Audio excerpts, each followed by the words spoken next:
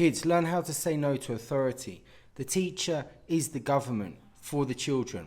What happens if you disobey the teacher? It's the same as if you disobey a police officer. The police, the doctors, the governments, they replace the teacher as the authority from school to society. Your brain at school is programmed to fear the teacher, and it's done for good reason, because when you start to make brain patterns and neurological connections to be afraid of power, then when you go out into the big world, you still have a fear of power, and you just swap the teacher for the next authoritarian in your life. So this is how you're prepared. You might ask yourself, how is it that a tiny minority of people can control a large majority? I've just explained it to you. I've just explained it. You put brain patterns into people. You inject them into them through behavior conditioning, which happens through school. You have to obey. You have to comply. You can't say no. You have to say yes. You do what you're told. And then what happens? You then allocate that type of behavior which you were taught to at school to the society.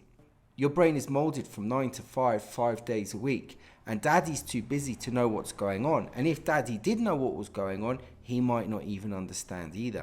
Power is held by the minority for the majority, and the adults who are running around, they haven't noticed this yet. They're still running off a program that they learned from school. So in effect, the adults still haven't yet grown up, because they haven't managed to find these devices, these psychic devices, which are implanted through conditioning, through behavior modification, through school.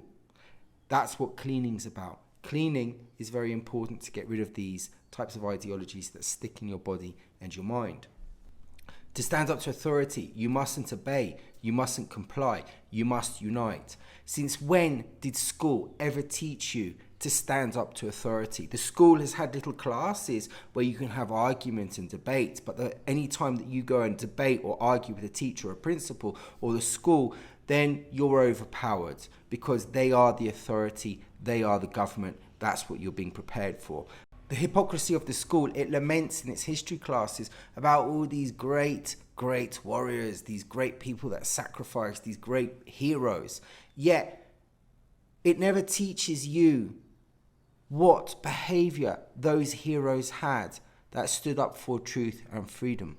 It never implants into you how to also stand up to authority, because the school knows the moment it teaches you how to stand up to authority, how to stand up to fear, how to stand up for your rights, the whole school will rebel. The whole school will turn against the school.